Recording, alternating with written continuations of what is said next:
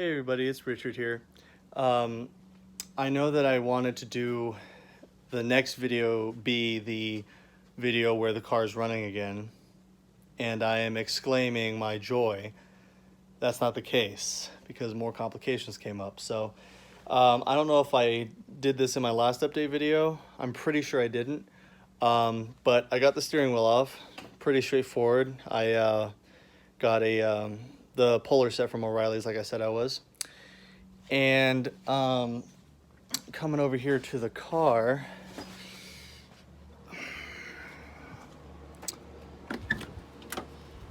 as you can see, I that's just the clock spring right there for the airbag control, and got that all pulled out.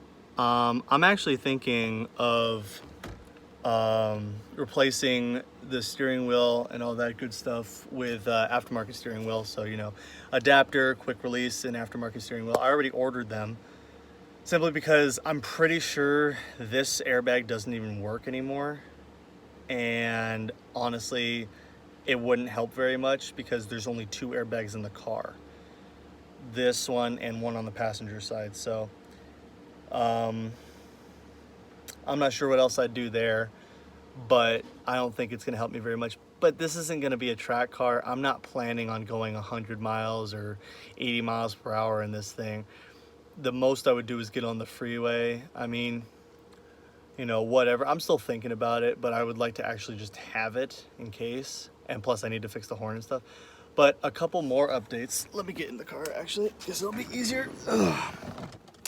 So, a lot's transpired. This is actually a new ignition lock cylinder. Okay, got the new cylinder in. Man, this thing's a bitch to yank out. New key with it. This is from Rock Auto. So is the cylinder. Great stuff. So yeah, I got that all put in, and I actually found there were a couple things I can't show you because there's too much stuff in the way. I already got the lock plate back on, and as you can see, the clock spring for the airbag. But it turned out there were a few more issues that came to light that one or both of the previous owners did to the car. So another thing is that's the wire that comes down from the ignition lock cylinder. This is the VATS wire. It's part of the circuit where the chip is read in the cylinder, and then that sends that information over to the VATS to the relay, and then to the VATS module, yada yada yada. Pretty straightforward. However, since the last owner bypassed the VATS, so he basically unplugged the old one from that, and then just put in here. He just put in, he soldered a wire and connected and put some resistors in line. So he did that, but what he also did was he had to go in here into the steering column, and he apparently cut the wires. So right around here, there's where the wires for the VATS terminal comes out and into the steering wheel column, then goes down under to there where that orange wire is. He cut the wires here, so there was nothing. I couldn't use the old wires to feed through some sort of fishing line and then pull that back through the column. So I had to use some sort of heavier gauge wire that was pretty stiffer, so that it could actually pierce through. And that took a little bit of time, but I was able to get it through. So I got that all fed through.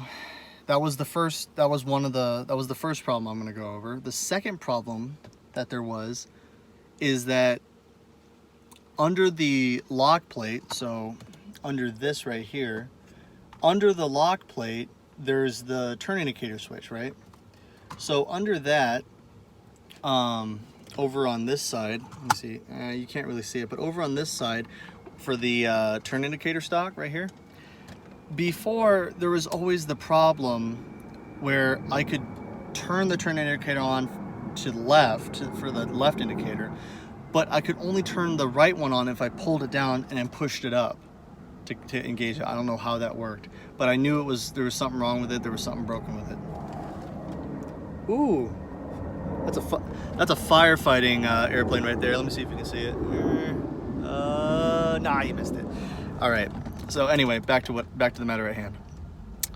So what I noticed when I was taking this off, there's this little bracket that goes onto the switch that doesn't plug into, but it has this little knob that comes out onto, so it goes into like the middle of the stock. So like under here, there's a plate, and there's this knob that hits the plate, and it is able to, so when you turn it, it in turn turns the indicator switch to right or left.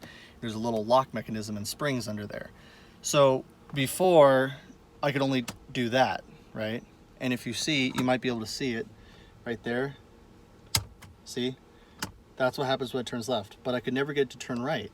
So what I noticed when I was replacing it is that it turned out when the previous owner was putting everything back in because he bypassed the VATs, when he was putting everything back in, he put the bracket in wrong. The little bracket that maneuvers this, so that yes, when you turn it left, it would push the ignition, the turn indicator switch down, so it would do this. It was on top of it, so you would able to do this. But then when you push it back up, there's nothing. There's like it'll go back to normal, but then there's nothing. Okay, like you turn it and there's nothing.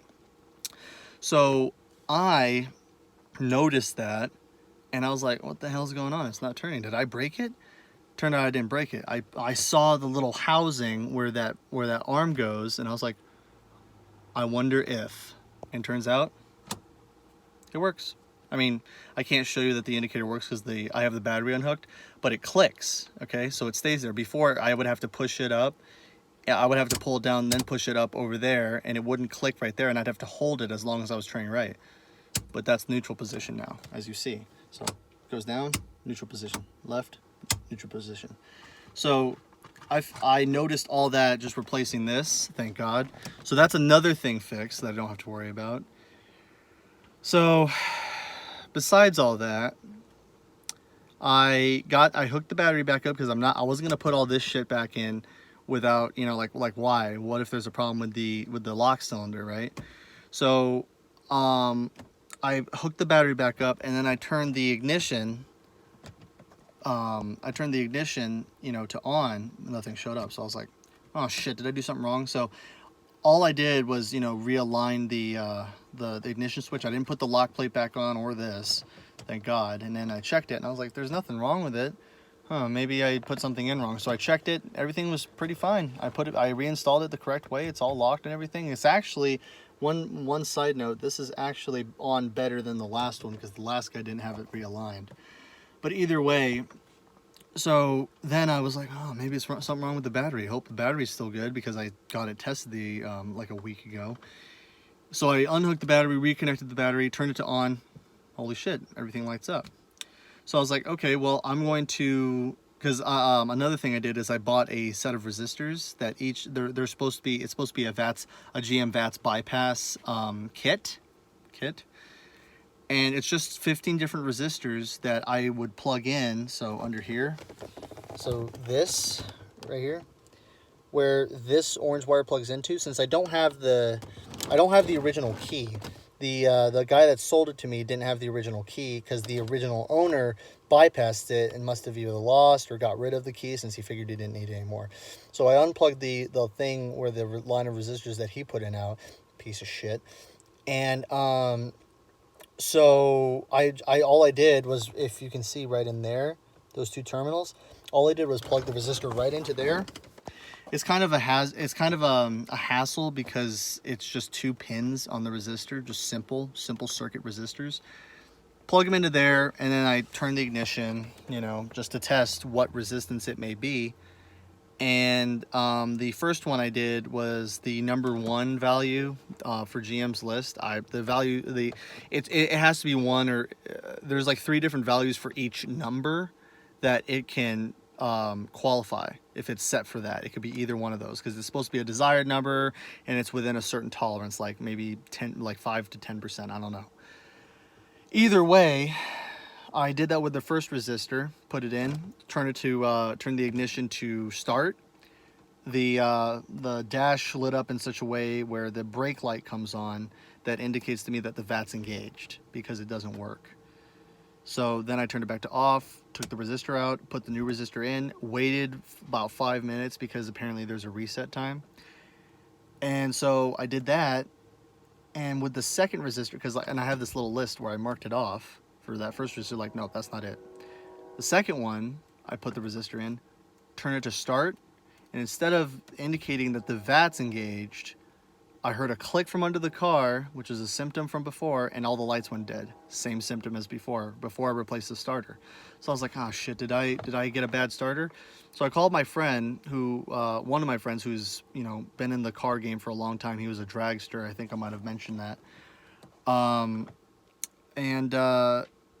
What he told me is that it's probably not the starter since it's brand new.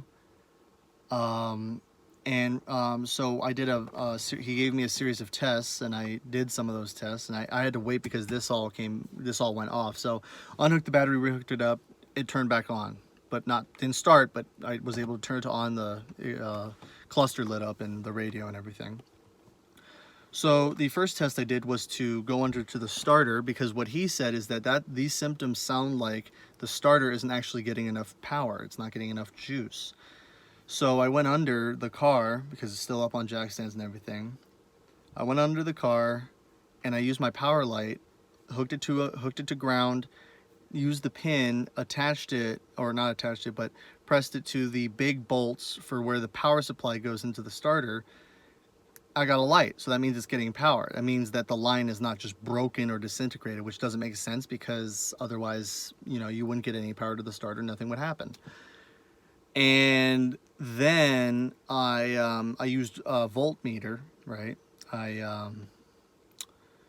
The battery's hooked up and everything. I used the voltmeter, touched the black end to ground, unpainted metal surface, touched the red end to the bolt.